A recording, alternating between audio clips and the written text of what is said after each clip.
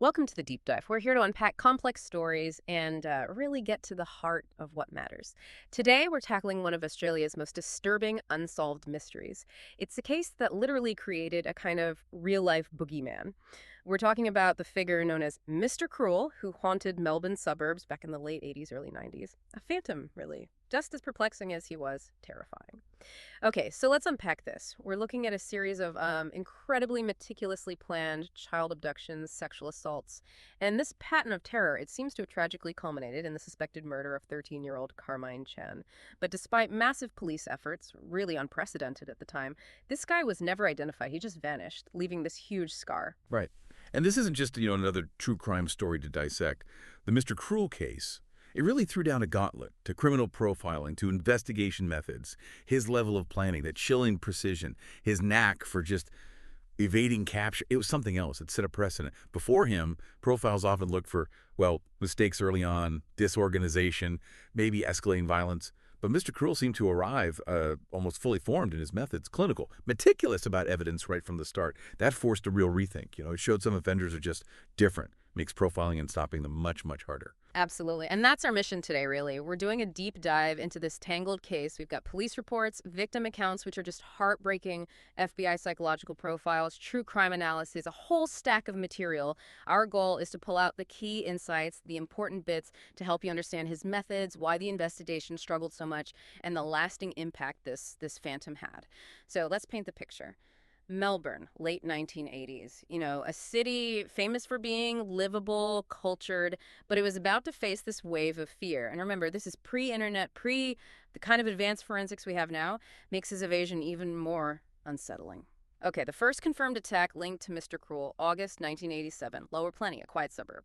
A man gets into a house at 4 a.m., balaclava, knife, handgun, cuts the phone lines, classic move, binds the parents, locks them in a wardrobe, ties up their son, and then, tragically, assaults the 11-year-old daughter. But here's where it gets really interesting and just bizarre. In the middle of all this terror, he stops. He actually goes to the fridge and makes himself a meal.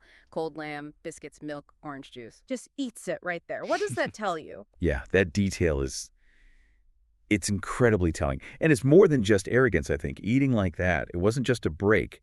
It feels like a deliberate act of control, almost ritualistic. He's taking this terrifying, chaotic situation and twisting it into something, almost domestic but perverse, forcing them into his reality. It's his psychological signature, It says someone who wants total domination, degradation, not just harm. That's rare, especially so early on.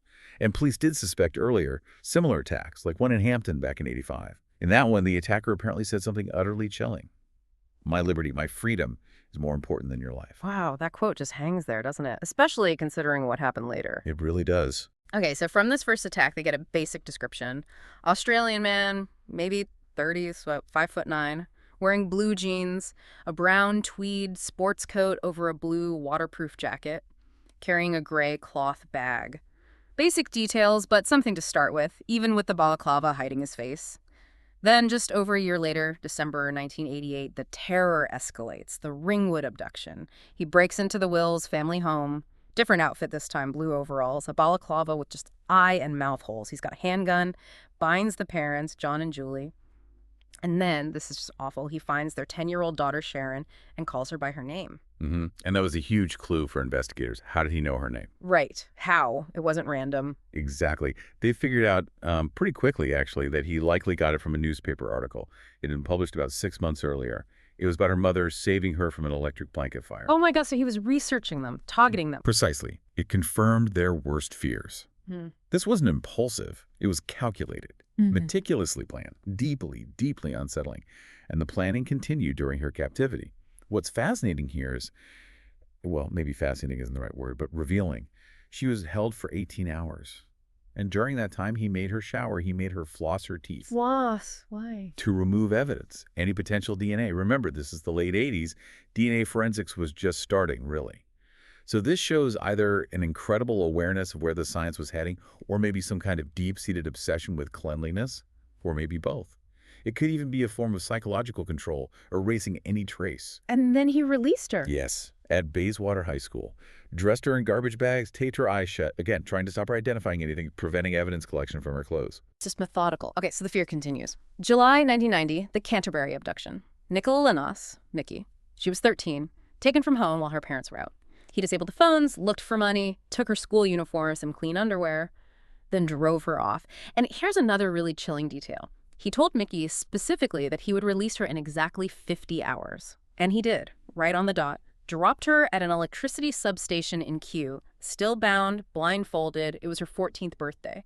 That precision. Yeah, if we connect this to the bigger picture, that 50 hours promise and keeping it, it just screams extreme control, meticulous planning. It's like his actions weren't just crimes, they were orchestrated events, almost theatrical in a really twisted way. It suggests he enjoyed the power, the control, maybe even fulfilling his own dark promises as much as the acts themselves. Psychological mastery. It's deeply disturbing. And across these attacks, you see these recurring elements, right? The soft-spoken, calm demeanor, even during violence, using odd little phrases like bozo, worrywart, missy. Very specific. And 2 victims mentioned hearing planes landing. That led police to think his hideout, or where he held them, was probably near the Melbourne airport flight paths. Then came the abduction that changed everything. Karmein Chan, April 1991, Templestowe. Karmein was 13, described as a bright student. Her family was successful, owned a Chinese restaurant. They lived in this house people called a suburban fortress. High fence, electric gates. He got in anyway. Took her at knife point, barefoot in her nightdress, after he tied up and gagged her younger sisters. But here's something else that was different. The graffiti. Messages spray-painted on the family car. Right, the Asian drug dealer stuff, payback, more and more to come. That felt off, didn't it? It did. It raises an important question. Why do that? Police saw it pretty quickly for what it likely was, a red herring. A deliberate, calculated attempt to mislead them, to make it look like organized crime, maybe a drug thing, distract from the real motive. The Chan family strongly denied any such links, and police knew it was probably just a smokescreen thrown up by Mr. Cruel himself. And then, the worst possible outcome. A year later, April 1992, Karmein's body was found. Thomastown. Decomposed. She'd been shot 3 times. Back of the head. Execution style. This was just a massive shock. A complete departure from his previous pattern of releasing victims. So the big question emerged, didn't it? Exactly. Was this really Mr. Cruel? That's the question that's haunted this case for decades. Some investigators, like Detective Chris O'Connor, had serious doubts. Why? What were the main reasons for that doubt? Well, the biggest thing was the outcome. He always released them before, often clean, returned. Karmein was murdered. Yeah. Execution style, it just didn't fit the profile they'd built of Mr. Cruel. So theories started flying. Did she see his face? Did he panic? Did he fear she could identify him? Maybe that chilling quote, "My freedom is worth more than your life," finally played out in the most tragic way possible. Or maybe. Or maybe it wasn't him at all. Perhaps someone else. Someone mimicking his abduction style but escalating the violence. We just don't know. It's central to why it's still unsolved. The investigation itself was just enormous, wasn't it? The Spectrum Task Force. 40 full-time investigators. Think about that. Over 10,000 tips from the public. They searched 30,000 homes. Interviewed 27,000 potential suspects. Doctors, teachers, journalists. Even police officers weren't ruled out. The sheer scale was immense. And the cost, something like 3.8 to 4 million Australian dollars back then. Rewards kept going up. It shows how desperate they were, but also how elusive he was. And they sought outside help, too. In April 91, they got a psychological profile from the FBI. It suggested some key things. The suspect probably lived or worked near the crime scenes, maybe had ties to schools. Karmein and Nikki went to the same one, likely a diligent employee, maybe even award-winning. Polite, but introverted, kept to himself. But the profile went deeper, didn't it, into more personal, disturbing details. It did. What's fascinating, and grimly so, are those details. The profile suggested he likely had homemade pornography, that a partner might even be aware of or involved in his sexual dysfunctions like a fetish for schoolgirls, maybe even requiring his partner dress that way. Wait. These insights were vital. They helped narrow that huge suspect pool, focusing on people who could lead that kind of double life. Respectable outside, secret horror within. It also suggested things to look for after a crime, maybe increased drinking, sudden religious interest, coping mechanisms perhaps. You mentioned his meticulousness earlier, avoiding leaving evidence, bathing victims. Yes, like one victim described it as being washed like a mother washing a baby. Incredibly thorough. Cleaning the crime scenes, too. But then there's this awful irony, this forensic paradox. While he was being so careful, potential evidence was lost by the system itself. Rope, swabs from earlier attacks, lost or not fully examined back then. How frustrating is that, especially now? Oh, incredibly frustrating then, and agonizing now. Think about modern DNA tech. We can get profiles from almost nothing now, things unthinkable in the late 80s. Losing those early samples means lost chances. We might have identified him, or at least ruled people out definitively. It just shows how far science has come and how someone slightly ahead of the curve could just disappear. And the theories about who he could be, they were all over the place. Like the insider theory. Right. Strong suspicion he was police or forensic or medical. Because he knew how to handle evidence, used medical items like gloves, iPads. That knowledge seemed specialized. Then there were professionals working with kids, teachers, coaches, bus drivers. Because of the school links. And he seemed okay talking to children, weirdly enough. What other characteristics came up? Oh, lots. Maybe a true crime buff himself. Maybe well off financially. Possibly divorced.